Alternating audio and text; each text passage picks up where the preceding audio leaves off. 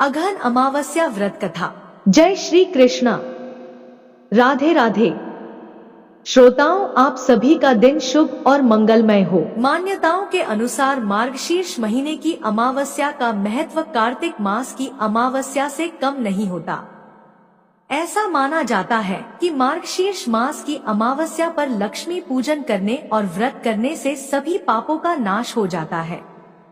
इसके अलावा भगवान श्री कृष्ण ने मार्गशीर्ष माह में ही भगवत गीता का दिव्य ज्ञान दिया था, इसलिए इस माह की अमावस्या तिथि को बहुत ही लाभकारी और पुण्य फल देने वाला माना जाता है।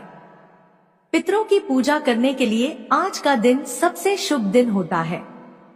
मान्यता है कि आज के दिन किए गए पूजन और व्रत से पितर भी प्रसन्न होते हैं और पितृ दोष भी दूर हो जाता है।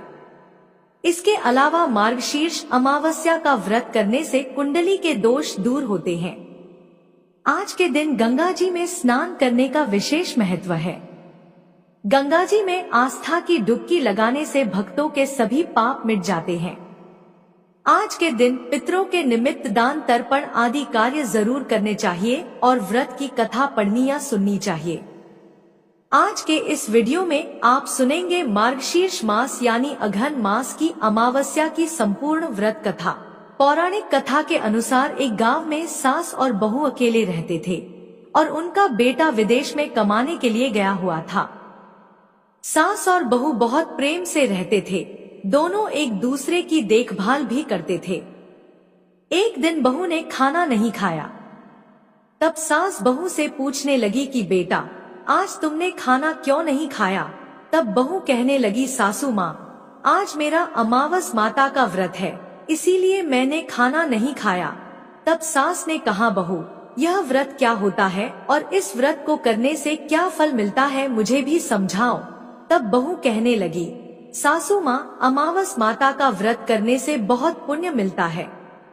घर में अन्न धन भरा रहता है, सुख शांति बनी रहती है और अटल सुहाग मिलता है तथा पुत्र की प्राप्ति होती है। इसी तरह से 3 पनौती अमावस माता का व्रत भी रखा जाता है। इस व्रत में हर वर्ष अलग अलग खाना खाया जाता है और विष्णु भगवान के मंदिर में चढ़ावा चढ़ाया जाता है या फिर किसी ब्राह्मण को दान दक्षिणा दी जाती है। इस व्रत में पहले साल शक्कर, घी और चावल से बना खाना खाया जाता है।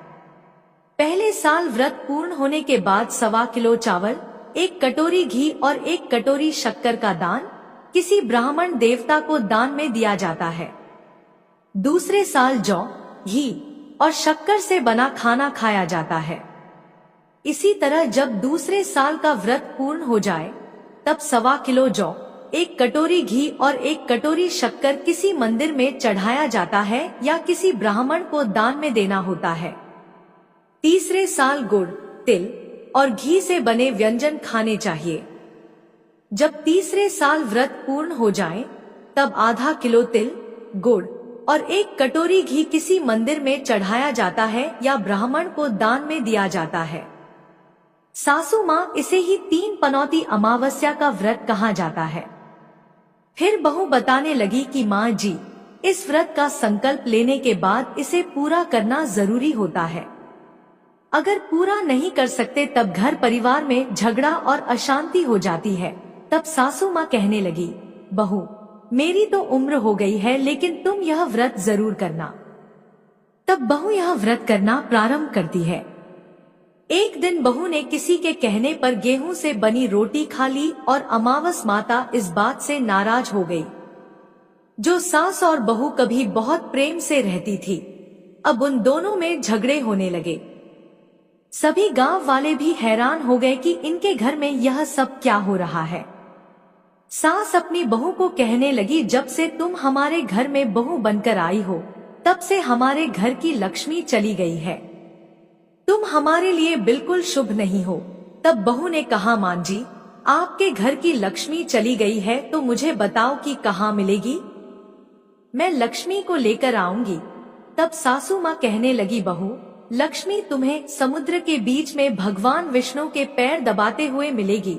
तब बहू यह कहकर चली जाती है कि माँ जी, अब तो मैं लक्ष्मी जी को लेकर ही वापस आऊंगी, नहीं तो मैं इस घर में पैर नहीं रखूंगी। ऐसा कहकर बहू लक्ष्मी की खोज में चली गई। जब बहू लक्ष्मी की खोज के लिए निकली तब उसे बीच रास्ते में गाय मिली। गाय बहू से पूछने लगी, आप कहाँ जा रही हैं?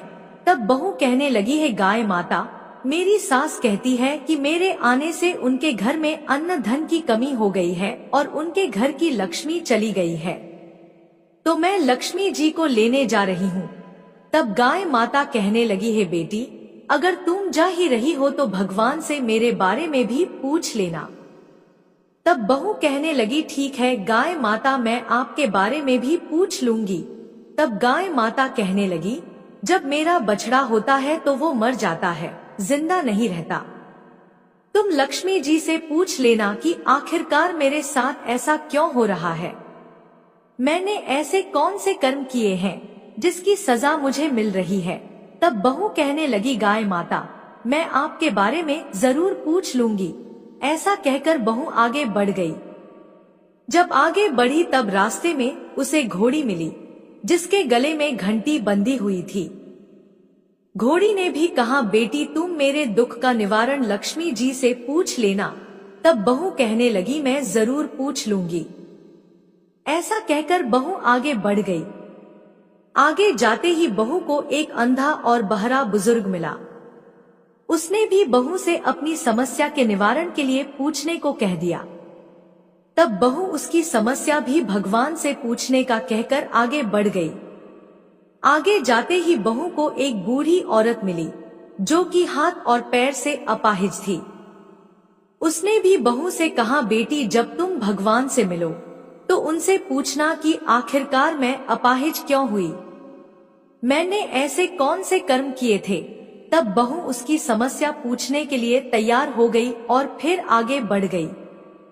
आगे जाते जाते बहू बहुत थक गई और एक आम के पेड़ के नीचे बैठ गई। आम का पेड़ बड़ा खुश होकर बहू से पूछने लगा, बेटी तुम कहाँ से आई हो और कहाँ जा रही हो। तब बहू कहने लगी, मैं लक्ष्मी जी को लेने जा रही हूँ।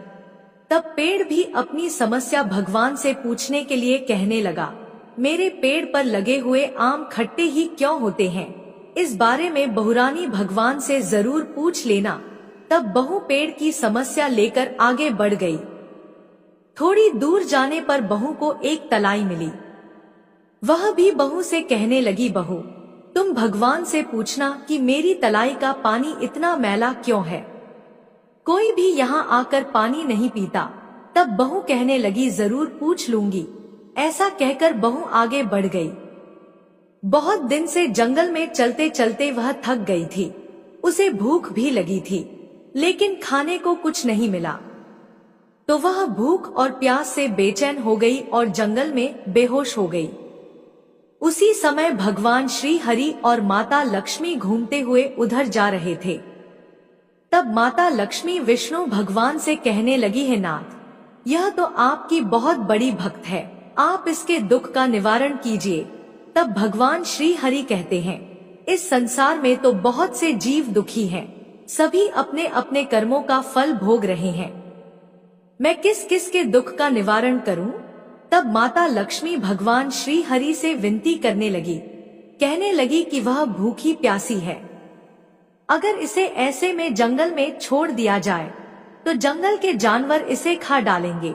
माता लक्ष्मी की बात सुनकर भगवान श्री हरि एक साधु का वेश धारण कर बहू के पास गए और उसे होश में लेकर आए। बहू के होश में आते ही साधु वेश में भगवान उससे पूछने लगे, तुम यहाँ क्यों आई हो और कहाँ जा रही हो। तब बहू ने सारी बात बता दी।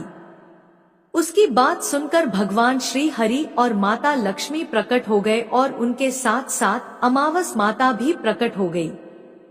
बहू यह सब देखकर उनके चरणों में गिरकर उन्हें प्रणाम करने लगी। तब अमावस माता बहू से कहने लगी, बेटी तूने मेरे व्रत को खंडित किया है, इसी की सजा तुझे मिली है, लेकिन अब मैं तुझे क्षमा करती हूँ। अब तुम घर को जाओ, तुम्हारा घर अन्न और धन से भर जाएगा, तुम्हारा घर सुंदर महल में बदल जाएगा और तुम्हारी सभी मनोकामनाएं भी पूर्ण हो जाएंगी। यह सब होने के पश्चात बहू ने रास्ते में जो भी मिला था उन सभी के दुखों का निवारण करने के लिए विनती की। तब भगवान श्री हरि कहने लगे, गाय ने कभी अपना दूध किसी और को नहीं पिलाया, इस कारण उसके बछड़े जिंदा नहीं रहते। तुम उसका दूध पी लेना, फिर उसके बाद उसके बछड़े जिंदा रहने लगेंगे। और घोड़ी पिछले जन्म में आटा पीसने वाली महिला थी। वह किसी को आटा पीस कर नहीं देती थी, इसीलिए उसके गले में चक्की के पाट बंधे हुए हैं। तुम उसके पाट खोल देना, वह बिल्कुल ठीक हो जाएगी। और वह बुजुर्ग कभी भगवान के मंदिर नहीं गया, ना ही कभी उसने भगवान के भजन सुने। तुम उसे ले जाकर मंदिर में दर्शन करवा देना, इससे वह ठीक हो जाएगा। अपाहिज महिला ने कभी अपनी जवानी में दान पुण्य नहीं किया, इसलिए उसकी यह सजा मिली है। तुम उससे कुछ भी दान करवा देना तो उसकी विकलांगता दूर हो जाएगी। और वह आम का पेड़, उसने तो कभी अपने पेड़ के आम किसी बच्चे को खाने नहीं दिए, इसी कारण उसके सभी आम खट्टे होते हैं। अब तुम उस पेड़ का आम खा लेना, फिर उसके बाद से उस पेड़ पर मीठे आम आने लगेंगे। और तलाई का पानी पिछले जन्म में देवरानी जेठानी थी। वह हमेशा आपस में झगड़ा करती रहती थी, इसीलिए उसका पानी मैला है। तुम उसका पानी पी लेना तो वह तलाई शुद्ध हो जाएगी। फिर लोग वहां आकर पानी पीने लगेंगे। इस प्रकार बहू ने भगवान श्री हरि, माता लक्ष्मी और अमावस माता को प्रणाम किया, उन्हें धन्यवाद किया और अपने घर लौटने के लिए तैयार हो गई। रास्ते में उसे जो भी मिला, उनकी सभी समस्या भगवान के कहे अनुसार वह दूर करती चली गई। सभी ने उसे भर भर कर आशीर्वाद दिया। घर पहुंचते ही उसका टूटा फूटा घर एक सुंदर महल में बदल गया। उसके घर में अन्न और धन के भंडार भर गए। अब बहू ने सासू माँ से कहा, सासू माँ, आपने तो सच में कहा था कि मैं आपके लिए शुभ नहीं हूँ। मेरे जाने से ही आपके घर में लक्ष्मी आई है। अब आप यहाँ रहे, मैं मरने जा रही हूँ। तब सास ने कहा, बेटी, यह सब तुम्हारे अमावस माता के व्रत करने का फल ही हमें मिला है। तुम यहीं पर रहो, अब तुम यहाँ से कहीं नहीं जाओगी। इस प्रकार सास और बहू खुशी खुशी रहने लगे। और फिर एक दिन सास का बेटा भी विदेश से वापस लौट आया। घर में जब उसने खूब धन दौलत और धन के भंडार देखे, तब उसकी माँ ने सारी बात अपने बेटे को बता दी। इस प्रकार वह लोग खुशी खुशी रहने लगे और तीनों मिलकर अमावस माता के व्रत रखने लगे। बोलिए अमावस माता की जय। हे अमावस माता, इस कथा को कहने, सुनने और हुंकारा भरने वाले सभी भक्तों के घर में धन धान्य के भंडार भरना, सभी की रक्षा करना। अब अमावस्या के दिन सुनी जाने वाली पितरों की कथा भी सुनिए।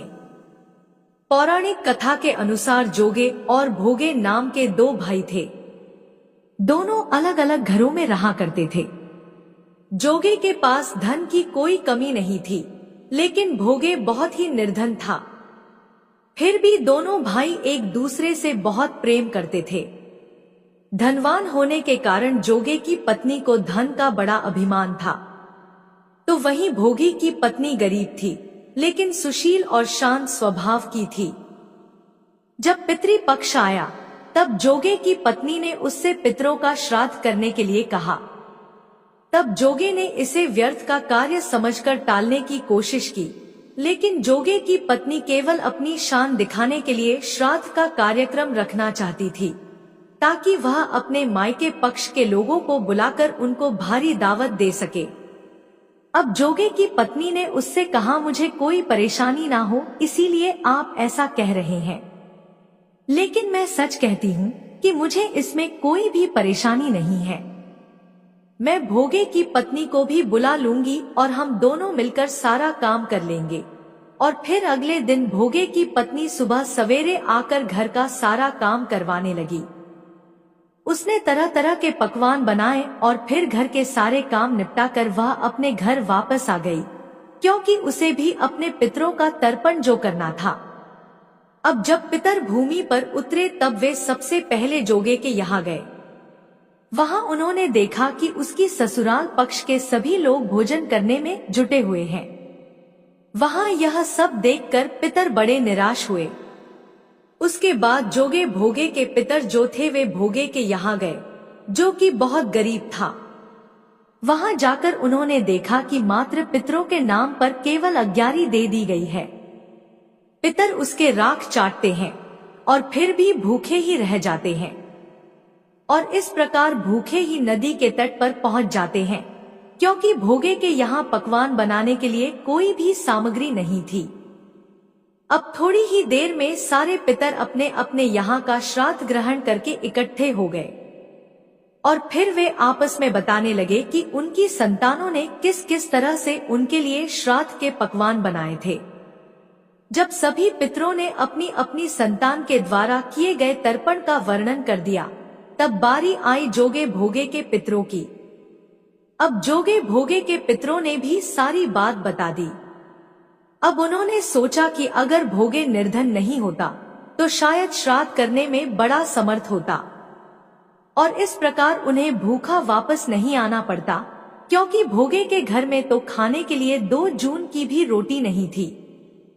यह सब बातें सोचकर पितरों को भोगे पर दया आ गई, और अचानक वे नाच नाच कर गाने लगे कि भोगे के घर धन हो जाए, भोगे के घर धन हो जाए। इस तरह भोगे के पितर भोगे को आशीर्वाद देते रहे। अब शाम का समय हो गया था, लेकिन भोगे के घर में खाने के लिए कुछ भी नहीं था। उसके बच्चे सुबह से भूखे थे। अब शाम के समय बच्चों ने अपनी माँ से कहा, माँ भूख लगी हुई है। तब उन्हें टालने के लिए गुस्से से गरज कर भोगे की पत्नी ने कह दिया, जाओ आंगन में जो हौदी रखी है उसे जाकर खोल लो, उसमें जो भी मिल जाए आपस में बांटकर खा लेना। अब बच्चों ने वहां जाकर जब हौदी देखी तो वे दौड़े दौड़े माँ के पास आए और कहने लगे, माँ हौदी तो मोहरों से भरी पड़ी है। आंगन में आकर जब भोगे की पत्नी ने यह सब हाल देखा तो उसके आश्चर्य का ठिकाना नहीं रहा। उसने देखा हौदी तो सचमुच मोहरे से भरी हुई है, मोहरे भी सोने के थे, और इस प्रकार पितरों के आशीर्वाद से भोगे भी धन धान्य से परिपूर्ण हो जाता है। उसके घर में भी धन के भंडार भर जाते हैं। लेकिन भोगे को इस बात का बिल्कुल भी घमंड नहीं हुआ। अब उनके घर में धन की कोई कमी तो थी नहीं, इसलिए अगले साल पूरी श्रद्धा के साथ भोगे और उसकी पत्नी ने अपने पितरों का श्राद्ध किया। भोगे की पत्नी ने पितरों के लिए 56 प्रकार के व्यंजन तैयार किए, और उन्होंने ब्राह्मणों को अपने घर पर बुलाकर उन्हें भोजन भी कराया।